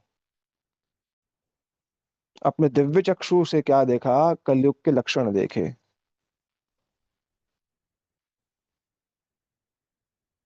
क्या लक्षण बता रहे हैं वहां पर, कह रहे हैं कि कालेन व्यक्त परावर परावरस्य स ऋषि कालेन व्यक्त रहंसा युग धर्म व्यतिक्रम प्राप्तम भावे भुवि युगे युगे, युग धर्म का व्यतिक्रम हो रहा है। पर अवर ईश कहने से क्या कह दिया, पर अवर माने जो भूतकाल है और जो भविष्य है उसको जानने वाले हैं। क्या देखा, धर्म की कैसे दुर्गति हो रही है युग के प्रभाव से। युग धर्म व्यतिक्रम, व्यतिक्रम माने आक्रमण ही होता है, किसी भी अधिकार का अतिक्रम हो जाए, किसी की पवित्रता नष्ट हो जाए, किसी की मर्यादा भंग हो जाए, कोई उल्लंघन हो जाए, तो वो युग, युग का जो धर्म है, युग के प्रभाव से धर्म में व्यतिक्रम जो है हो रहा है, ये उन्होंने देख लिया। कैसे, क्यों देख लिया, क्योंकि भूत और भविष्य दोनों देख सकते थे। द्वापर के गुणों से भी परिचित थे, त्रेता सत्य के गुणों से परिचित थे, और कलिकाल के गुणों से भी परिचित थे। कलिकाल के लक्षण कहाँ है, भागवत जी में बताए गए। भागवत जी के द्वादश स्कंद में कलिकाल के लक्षणों का बड़ा ही विस्तृत रूप से वहां पर वर्णन किया गया है, और एक एक लक्षण जो वहां पर कहे गए हैं उसी को ही कहीं शिला व्यास देव ने यहाँ पर संकेत में बताया। क्या बताया है, काल कलिकाल के लक्षण, कालेन बलिनाम राजा नक्षत्र आयु बलम स्मृति। काल के प्रभाव से क्या होगा? आयु बलम स्मृति। आयु और बल जो है स्मृति शक्ति के लोप होती जाएगी। धर्मम सत्यम शौचम क्षमादया तत्चरण दिनम धर्म। शौचम सत्यम शौचम क्षमादया कालेन बलिना राजन नक्षन्ते आयु बलम स्मृति। सत्य रहेगा नहीं, झूठ बोलने में एक क्षण भी लगेगा नहीं। शौचम पवित्रता रहेगी नहीं, क्षमा रहेगी नहीं, दया रहेगी नहीं, आयु बल स्मृति सब क्षीण हो जाएंगे। और कलयुग में कौन सदाचारी माने जाएंगे? हाँ, वित्तमेव कलो नृणाम जगताचार गुणोदय। जो पैसे वाला होगा ना, उसी को ही मानेंगे ये बड़ा कुलीन और सदाचारी है। ये बहुत कुलीन सदाचारी। और न्याय किसके हाथ में होगा? धर्म न्याय व्यवस्थानम कालम कारणम बलमेव भी। धर्म न्याय उनके हाथ में होगा जिनके हाथ में शक्ति होगी, बस। विवाह कैसे करेंगे लोग? पहले काल में विवाह कैसे होंगे? भागवत जी कह रही है, ये जो कोर्ट मैरिज है सुखदेव गोस्वामी पाद ने पहले ही कह दी। ये लिखा हुआ है इसके अंदर। दाम्पत्य अभिरुचि हेतु एव व्यवहार के। विवाह कैसे होंगे? उनमें कुलशील योग्यता नहीं देखी, युवक युवती पारस्परिक रुचि से। दाम्पत्य अभिरुचि, युवक युवती का पारस्परिक रुचि हो जाएगी, वो बोलेंगे हाँ हाँ ये तो बड़ा अच्छा है, फिर विवाह कर देंगे। और कोर्ट मैरिज का भी इसमें आया है, वो शब्द आया उसका कि हाँ, क्योंकि वो अभिरुचि हो गई तो विचार तो करना नहीं कुछ भी। और दाम्पत्य अभिरुचि, अब हे तुम ये व्यवहारिक विवाह हो जाएगा। व्यवहारिक विवाह समझ रहे हैं कि बस कर दिया। जो जितना छल कपट कर सकेगा उतना व्यवहार कुशल है वो, और ये बड़ा चालाक है, बस उसी को ही मानेंगे। बिल्कुल विपरीत युग है ये। और इस दोषों से साधु समाज भी अप्रभावित नहीं है। यहाँ पर भी ये चलता बहुत। स्त्री पुरुष आपस में संबंध क्यों बनाएंगे? हाँ, संयम नहीं। स्त्री पुरुषों का जो संबंध होगा वो संयम के, स्त्री पुरुष का संबंध संयम के आधार पर होना चाहिए। क्यों? क्योंकि गृहस्थ संयम के लिए दिया गया है, भोग के लिए थोड़ा दिया गया है। भाई गृहस्थ किसके लिए दिया गया? संयम के। और यहाँ तो बोला अरे संयम नहीं है तभी गृहस्थ बने। अरे भैया संयम नहीं था, पर संयम करना था तभी तो गृहस्थ दिया। क्या कह रहे हैं? एक एक बात ऐसी है, ये जो लाल पीले बाल हो रहे हैं ये सारे लिखे हुए हैं। ये जो कपड़े छोट सब लिखा एक एक बात लिखी हुई है। और उसमें व्यक्ति अपने आप को देख ले कि ये लक्षण मुझ में है कि नहीं। कह रहे हैं स्त्री पुंसत्वे च ही रति विप्रत्वे। स्त्री और पुरुष का संबंध कैसा होगा? इसमें होगा कैसे दोनों भोग में कुशल है, बस।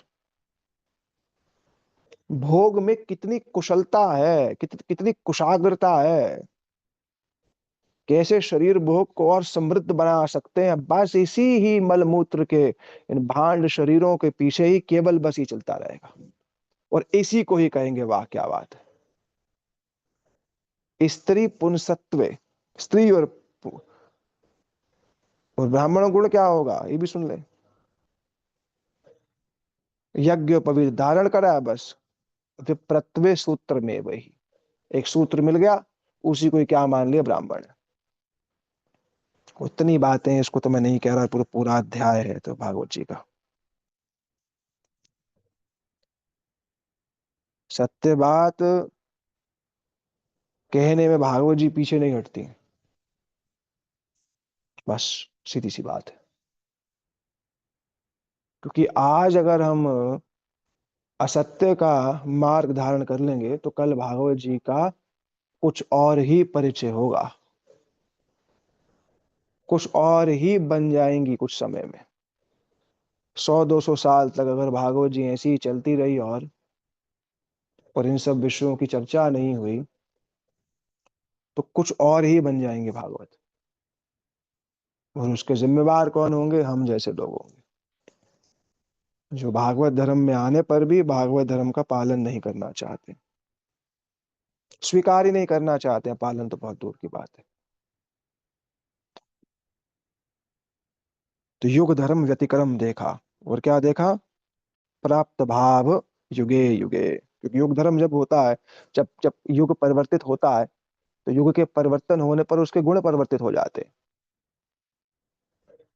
और एक बहुत बावली पांडित्य वाचलम, जो बढ़िया बढ़िया बढ़िया बात बनाएगा वही पंडित होगा। आचरण है कि नहीं उसका, इस पे कोई विचार करेगा नहीं। वचन है भागवत जी का, विप्रा भागवती वार्ता गेहे गेहे जने जने। ये सब पैसे के नाम पर ये सब चीजें होंगी,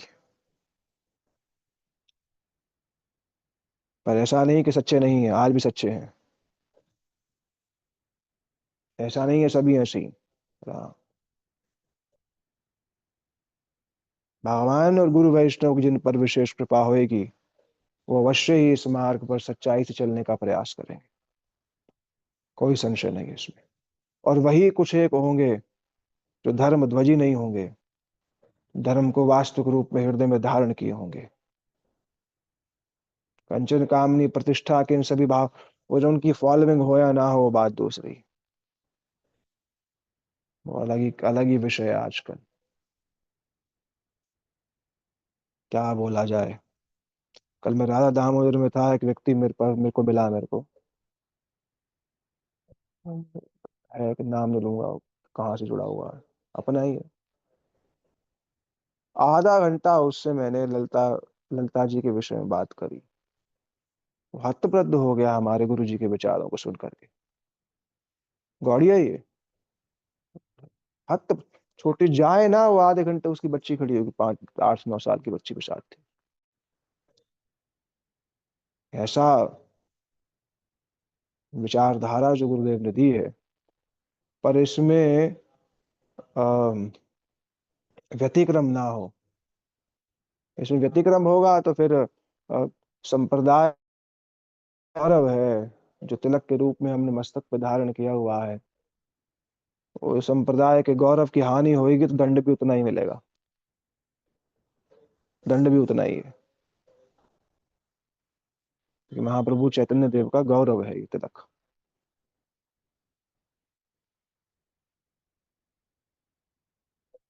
फिर भौतिका नाम च भवानाम शक्तिहासम शतकृत। भौतिका नाम माने शारीरिक क्षमताएं नष्ट हो जाएंगी, हो ही रही हैं। दूध लेने आदमी जाता नहीं है पैदल, बाजार में सब्जी लेने जाता नहीं है पैदल, क्षमताएं ही नहीं है शरीरों की, क्षमता ही कहाँ रह गई। भौतिका नाम च भवानाम शक्तिरासम तत्कृतम। शक्ति ह्रास हो जाएगी समय के प्रभाव से, शक्ति शरीर में नहीं रहेगी। और कैसे लोग होंगे कलिकाल के, ये देख रहे हैं, क्योंकि अभी युग युग धर्म परिवर्तित हो रहा है, अभी हुआ नहीं है, पर आरंभ में ही उसके लक्षण दिख रहे हैं।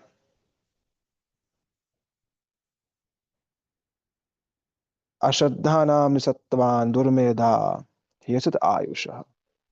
अश्रद्धावान लोग होंगे प्राय, हम्म, उनमें श्रद्धा नहीं होगी, संशय युक्त होंगे, संशयात्मक होंगे।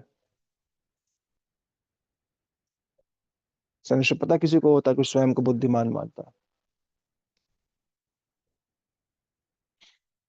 स्वयं को बुद्धिमान मानने वाले व्यक्ति का मेरे पास मैसेज आया अभी, एक यूके से मैसेज आया मेरे पास एक व्यक्ति का। वो उसकी पत्नी मेरी कथा सुनने आती, तो उसने बोला कि मेरे पति को संशय है आचार्यों पे कुछ। 20 साल से है, आज बोल रहा।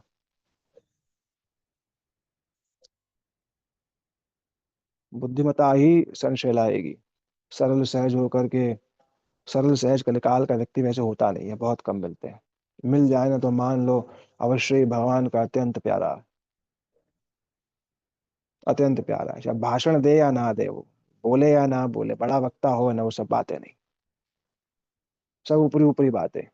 सही में बिल्कुल ऊपरी बात है।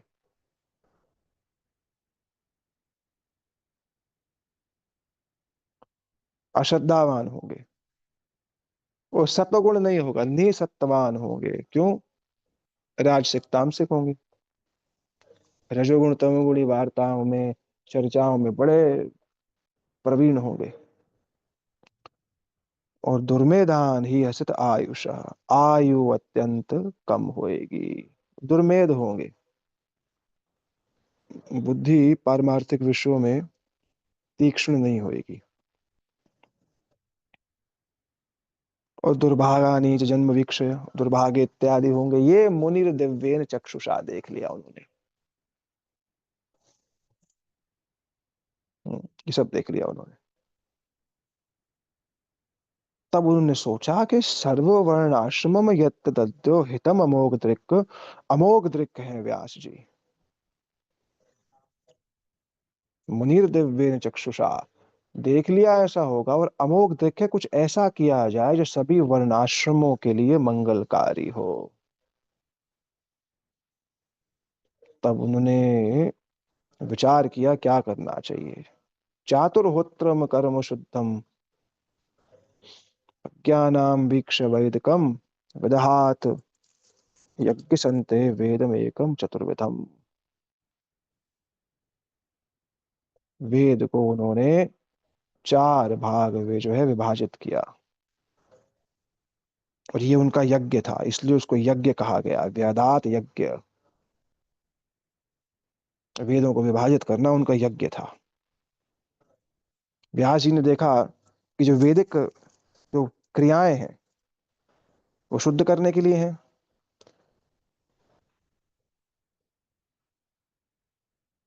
तो जो ज्ञान, भक्ति और योग के लिए जो लोग अधिकारी नहीं है, कि ये जो शुद्ध करने के लिए सबके लिए है, ज्ञान योग भक्ति की जो अधिकारी नहीं है, तो ये जो यज्ञ था, ये तो चार प्रकार के जो यज्ञकर्ता होते हैं वही कर सकते हैं इसको। होता माने ऋग्वेद का उच्चारण करने वाला, जो अग्नि में सामग्री को देता है, वो हो गया होता।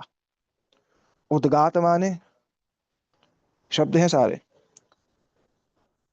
ये होता वो होता है जो ऋग्वेद के माध्यम से अग्नि में जो है सामग्री देता है। उद्गात होता है जो सामवेद का उच्चारण करता है सही सही रूप से।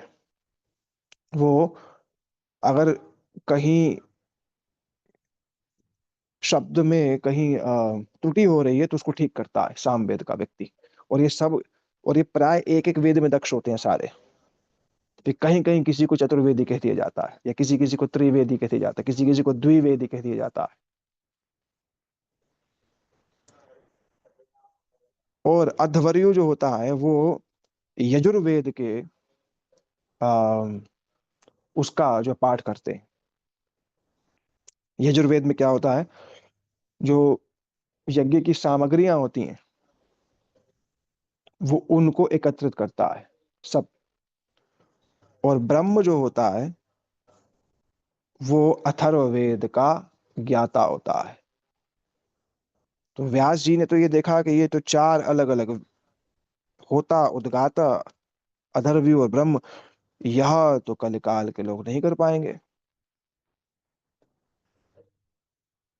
तब उन्होंने क्या किया, इसी ही एक जो वेद था, उन्होंने उसी एक वेद को चार में विभाजित कर दिया।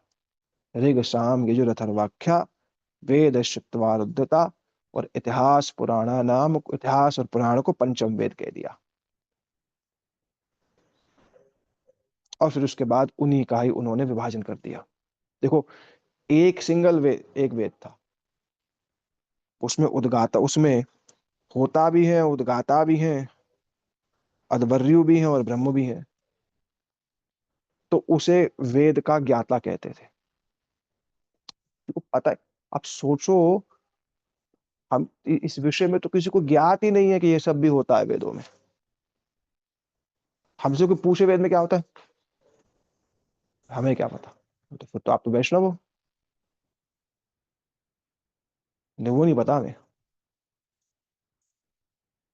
क्यों? क्यों जानते हैं कि समझ ही नहीं पाएंगे। और दूसरा एक और कारण है, निष्कर्ष नहीं निकाल पाएंगे। निष्कर्ष निकालना ही असंभव है। क्या निष्कर्ष निकालेंगे वेद का? पहले तो वेद को समझने के लिए जो 6 प्रकार की विद्याएं चाहिए होती हैं वो चाहिए। हम्म। वेदांग चाहिए, कौन कौन से? वेद को समझने के लिए 6 चीज चाहिए: शिक्षा, कल्प, व्याकरण, ज्योतिष, छंद, निरुक्त, जिसे जिसे वेदांग कहते हैं। वेदांग, वेदों के अंग। हम्म। वेद के अर्थ ज्ञान में जो सहायक शास्त्र हैं, शिक्षा है, कल्प है। हम्म। कल्प को वेदों का हाथ कहा जाता है, ये कर्म कांडों का विवरण देता है।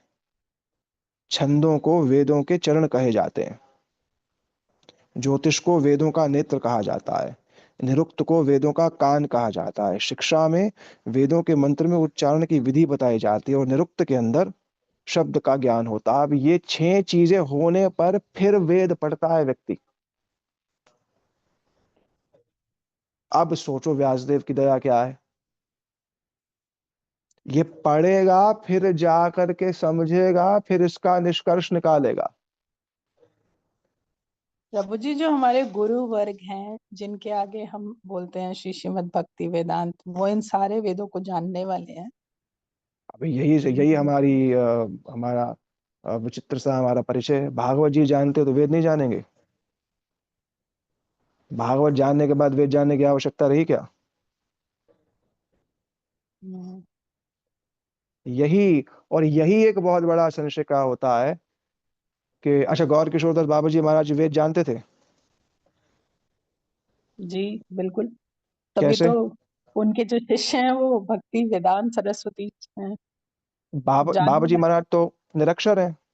हाँ, निरक्षर थे, लेकिन तो फिर आप नित्य ये प्रश्न क्यों, तो फिर आप प्रश्न ही मत पूछो कि हमारे गुरु वर्ग वेद जानते हैं कि नहीं जानते। नहीं, आपने ये जो शिक्षाओं के आधार पे जो निष्कर्ष को, जैसे अभी आपने एक एग्जाम्पल दिया था कि जिसने फल को चख लिया वो वृक्ष के विषय में जाने या ना जाए, जाने, उससे रिलेटेड मैं क्वेश्चन पूछ रहा हूँ आपसे। वो तो है ही नहीं, वो तो प्रश्न ही नहीं है। प्रश्न तो ये है कि क्या वो अवश्य जानते हैं। और पहली बात ये है कि इस जितने भी प्रकरण की यहाँ पर बात की जा रही है, उसमें एक ही बात को स्थापित किया जा रहा है कि भागवत समझ लो, सब हो जाएगा। अब प्रश्न दूसरा ये भी है, भागवत भी कहाँ समझ में आ रही है? भागवत भी कहाँ समझ में आ रही है? भागवत जी के विषय में तो यहां तक भी कह दिया कि वो टीका से भी समझ में नहीं आएगी। इसीलिए वहां पर जब भागवत भी समझ में नहीं आ रही है, तब ही भक्त भागवत की सेवा से भागवत समझ में आएगी। भागवत भी अगर अपने आप कोई व्यक्ति पढ़े, तो वो ये निष्कर्ष नहीं निकाल सकता है कि दशम स्कंद में विशुद्ध व्रजवासियों की महिमा ही भागवत का प्रतिपाद्य विषय है। ये किसने निकाला? गौड़ीय वैष्णवों ने। गौड़ीय वैष्णवों ने इसको स्थापित किया कि दशम स्कंद ही भागवत का आश्रय तत्व है, और आश्रय होने पर भी ब्रजवासियों की विशुद्ध भक्ति ही, और उसमें भी मधुर रस में की जो शिरोमणि स्वरूपा श्री राधिका की दास्य भक्ति ही भागवत का प्रतिपाद्य विषय। ये निष्कर्ष निकाला है जीव गोस्वामी जी ने, ये निष्कर्ष निकाला है रूप गोस्वामी जी ने। तो वो भागवत अपने पढ़ने से भी नहीं होगा, अपने पढ़ने से भी नहीं होगा वो। यही, इसी चीज को ही समझना है, इसी चीज को ही समझना है। हुआ क्या है कि वेद इत्यादि नहीं पढ़े ना, तो इसलिए अब भागवत जी की वास्तविक महिमा समझ में आती नहीं। जिसने वेद इत्यादि पढ़े हैं समस्त, और वो जब भागवत पढ़ता है, बोले भैया यही ही वास्तविकता है, तो पढ़े नहीं। तो या तो सारे वेद पढ़ के भागवत के इस सार को ग्रहण कर लो, ये तो एक ये मार्ग है। दूसरा मार्ग ये है कि सीधा मान लो। बहुत लोग करते हैं ऐसा, हमारे यहीं पर ही करते हैं। उन्हें रहता नहीं नहीं बाकी बहुत कुछ भी पढ़ना चाहिए, तो वो जाते हैं, फिर पढ़ने जाते हैं, और अधिकांश उसमें से पढ़ने वाले वापस कभी नहीं आते, आते ही नहीं कभी वापस। क्यों नहीं आते? क्योंकि निष्कर्ष ही नहीं निकाल पाते। कहते हैं तो वेद तो कुछ और कह रहा है, तो ये लोग कुछ हाँ, वो निष्कर्ष नहीं निकाल पाया, चला गया गुरु में संदेह करके। हाँ, जैसे गुरु जी हैं, गुरु जी के बारे में कुछ लोग बोले कि उनके तो संस्कृत के उच्चारण में कुछ अत्रुटि है, कुछ उनकी त्रुटि है, बोला, ऐसा बोल के चले गए। क्यों? क्योंकि वो निष्कर्ष नहीं समझ पाए कि विद्या का विषय नहीं है। कि आपके तो गुरुजी तो श्लोक स्पष्ट नहीं बोल पाते, तो उससे क्या हो गया? उससे क्या हो गया? हाँ, पर एक सामान्य शिष्य का अपने गुरु के प्रति इतनी निष्ठा नहीं हो पाती है। क्यों नहीं हो पाती है? क्योंकि वो विद्या को प्रधान देख रहा है, विद्या को प्रधान देख रहा है। वो विद्या की प्रधानता देखने के कारण क्या करता है, गुरु से दोष देख लेता है। गुरु जी के कितने शिष्य ऐसे हुए जो विद्वान शिष्य थे, बस वो देख लेते तो गुरु जी का तो कहीं श्लोक में उच्चारण गलत हो गया, और चले गए दूर। पर गुरु जी जैसी स्थिति, उनका जैसा साधन, उनका जैसा विरह, ये किसी विद्या से थोड़ा प्राप्त हो जाएगा। असंभव है ये विद्या से प्राप्त होना। इसलिए ही भागवत जी भक्त भागवत की संपत्ति है, बस। और ये एक दो दिन में समझ में नहीं आता, ये बहुत वर्षों बाद जा करके समझ में आता है। जब स्वयं का अध्ययन वध्ययन सब हो जाता है ना पूरा, तब समझ में आता है यार, प्राप्त तो अभी भी कुछ भी नहीं हुआ मेरे को। विद्या प्राप्त हो गई, इंफॉर्मेशन तो मिल गई मेरे को बहुत सारी, श्लोक संख्याएं इत्यादि सब कुछ मैंने कर दिया, पर श्री राधिका के प्रति जिस भाव की प्राप्ति की बात सुखदेव गोस्वामी पाद कर रहे, वो मुझको प्राप्त नहीं हुई। ये होता है। तो ये शिक्षा अनुरुक्त इत्यादि जितने भी हैं, इन सब की पूर्ति केवल एक एक भागवत ग्रंथ के माध्यम, इसको कहते हैं सर्व वेदांत सारम श्रीमद् भागवतम इष्यते, बस। क्यों? क्योंकि ये ज्ञान वैराग्य भक्ति सहित नैष्कर्म को उत्पन्न करने वाला है। ज्ञान वैराग्य भक्ति सहित निष्कर्म की उत्पत्ति करने वाला है। इसलिए थोड़ा यहाँ से सुना, थोड़ा वहां से सुना, अरे नहीं इनकी कथा तो बस गुरु पे संदेह कर बैठा बेचारा, वो समूल नाश हो गया उसका। क्यों? उनकी तो प्रस्तुति बहुत अच्छी है और हमारे गुरुदेव की वैसी नहीं है, तो हम जरा वहां जा करके सुनते हैं, बस नष्ट। तिरस्कार कर दिया उस चीज का। किस चीज का? कि भगवान ने ही गुरु को भेजा था। तिरस्कार हो गया, अब नष्ट हो गया वो, अब उसे कोई नहीं बचा सकता। कितने लोग ऐसे मिलते हैं, वो वेद इत्यादि समझते, सब जानते हैं, वो कोई मुश्किल काम नहीं है पढ़ना, सच बोलूं तो 2-4 साल तो सब पढ़ लोगे। पर प्राप्त क्या होगा? गुरु परंपरा के प्रति अश्रद्धा, गुरु परंपरा के प्रति अश्रद्धा। अब बाबा जी महाराज निरक्षर हैं, श्री भक्ति सिद्धांत कैसे हैं? उन्होंने 13 वर्ष की आयु में सब ग्रंथ पढ़ डाले, तो क्या कहेंगे? कि भक्ति सिद्धांत क्या भक्ति सिद्धांत ने कभी अपने आप को ये कहा मैं वेदज्ञ हूं? नहीं, उन्होंने क्या परिचय दिया अपना? श्रीवास भानवी द्वैत दास। और उनसे अगर कोई पूछता कि हमें भागवत जी का अध्ययन करना है, तो किसके पास भेजते? अपने मठ में काम करने वाले, अपने मठ में सेवा करने वाले एक ऐसे सेवक के पास भेजते जो केवल क्या करता है? ठाकुर जी के लिए कुछ फल फूल इत्यादि उगाता है। बोले हैं, ये तो कुछ जानते नहीं। हाँ, प्रभुपाद जी कहते ये बिल्कुल सही रूप से जानते। जाओ उनके पास जाओ। उतना बड़ा पंडित आया, बोले मैं भागवत जी का श्रवण करना है, बोले उनके पास जाओ। अरे बोले वो तो ठाकुर जी के लिए फूल इत्यादि जो उगा रहे हैं, उन्हें क्या पता होगा? और जब उनसे बात सुनी प्रभुपाद जी को, सब समझ गए। इसलिए कौन कितने श्लोक जानता है, कौन कितनी अच्छी प्रस्तुति करता है, ये एक बात है, ये एक पक्ष हो सकता है, ठीक हो। पर उसकी आंतरिक अपनी गुरु परंपरा में कितनी श्रद्धा है, यही उसकी सफलता का मूल कारण होगा। यही उसकी सफलता का मूल कारण है। और जिस दिशा में महाप्रभु चैतन्य देव लेकर के जा रहे हैं, उस दिशा में ज्यादा विद्या भी बहुत बड़ी बाधक है। बहुत बड़ी बाधक है। क्यों?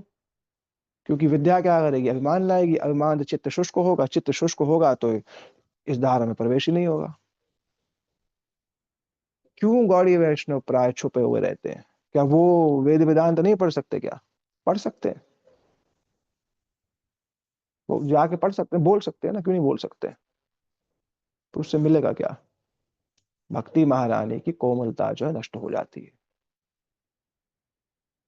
तो व्यास देव ने यहाँ पर जिस चीज को व्यास जी स्थापित करना चाह रहे हैं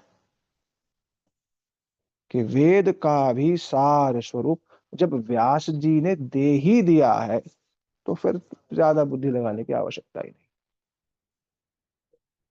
अगर व्यास ने दे दिया है तो गुरु आज्ञा हो तो जो ग्रंथ वो कहे वो जा करके पढ़ ले। पढ़ लिया। उसके अतिरिक्त भागवत, चैतन्य चरितामृत, चैतन्य भागवत इत्यादि और हमारे गोस्वामी ग्रंथ इनफ है। वो भी एक जीवन में नहीं हो पाएंगे। रोज कम से कम 7-8 घंटे का पाठ हो डेली। साधु मुख से 7-8 घंटे का रोज पाठ हो रोज। तब जा करके हमारे पूरे, हमारे ग्रंथ, बाहर के और ग्रंथ की बात ही नहीं कर रहा हूं, तब जा करके कहीं हमारे कुछ ग्रंथ जो है वो पूरे होंगे। उससे पहले नहीं हो सकते, क्योंकि संभव नहीं। पर जितना जितना जितना भी ग्रहण कर सको उतना उतने में मंगल है। वहां श्रीमद माधव प्रिय प्रभु जी कहते हैं हमारा सिलेबस बहुत बड़ा है, पर जितना भी ग्रहण कर पाओ उतने में ही मंगल है। क्योंकि आचार्यों ने बड़े विचार से इसको एक संरक्षित रूप में दिया है। अगर वो संरक्षित रूप में ना दे करके इसका विस्तार करके छोड़ दें, तो जीव का स्वभाव क्या है? प्रसिद्ध होने का। तो वो लालसा युक्त होकर के बाकी चीजों में भी जाएगा।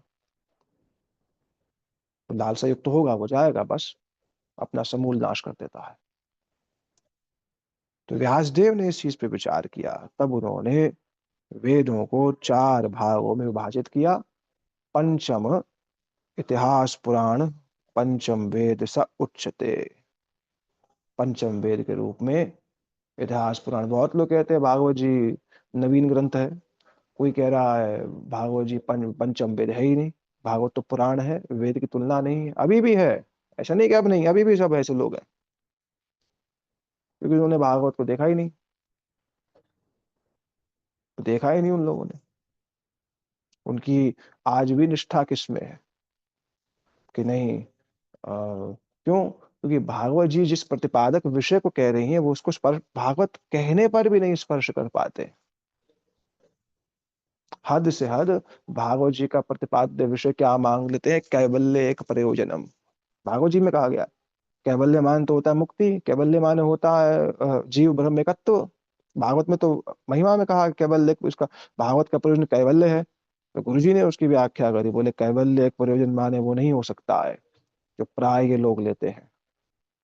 केवला भक्ति प्रयोजन है। कैसी? व्रज व्रज देवियों की केवला भक्ति, वो प्रयोजन है।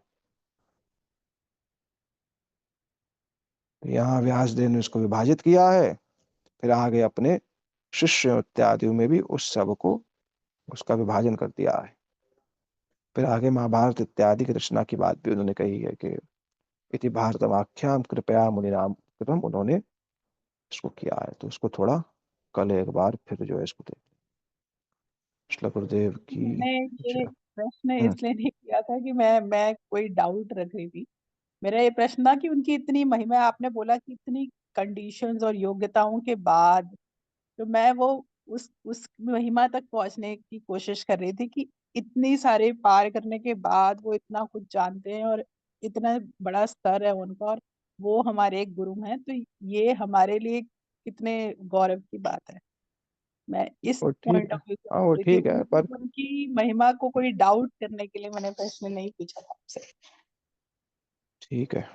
चलो, श्री गुरुदेव की जय, श्री प्रभुपाद की जय, समस्त रूपानुगुरु परंपरा की जय, भुवन मंगलकार नाम संकीर्तन की जय, भक्त प्रवर श्री प्रहलाद महाराज की जय, सर्व विघ्नाश भगवान नरसिंह देव की जय, श्री कृष्ण चैतन्य प्रभु नित्यानंद श्री अद्वैत गदाधर शिवासादि श्री गौर भक्त वृंद की जय, श्री राधा गोविंद गोपीनाथ मदन मोहन, श्री राधा श्याम सुंदर, श्री राधा दामोदर, श्री राधा रमन लाल, श्री राधा छैल चिकन, श्री राधा वृंदावन चंद्र, श्री राधा गोकुलानंद, श्री राधा विनोद बिहारी लाल की जय, श्री वृंदावन बिहारी लाल की जय, श्री राधा विजय गोविंद जू की जय, ग्रंथराज श्रीमद् भागवत महापुराण की जय, श्री चैतन्य चरितामृत की जय, श्री चैतन्य भागवत की जय, श्री व्यास जी महाराज की जय, पतित पावन श्री वृंदावन दास ठाकुर जी की जय, श्री कृष्णदास कविराज गोस्वामी जी की जय, श्री सुखदेव गोस्वामी पाद की जय, श्री परीक्षित जी महाराज की जय, श्री नारद ऋषि की जय, श्री विश्वनाथ रसिकाचार्य श्री विश्वनाथ चक्रवर्ती पाद की जय, अनंत कोटि वैष्णव वृंद की जय, समागत गौर भक्त वृंद की जय, कृष्णताय गौर प्रमानंदे, हरि हरि हरि हरि बोल, हरे कृष्ण कृष्ण कृष्ण हरे हरे, हरे राम राम राम हरे हरे, हरे कृष्ण कृष्ण कृष्ण हरे राम राम राम हरे हरे, हरे कृष्ण कृष्ण कृष्ण हरे राम राम राम हरे हरे, हरे कृष्ण। हरे कृष्ण, दंडवत प्रणाम। हरे कृष्ण, धन्यवाद। हरे कृष्ण।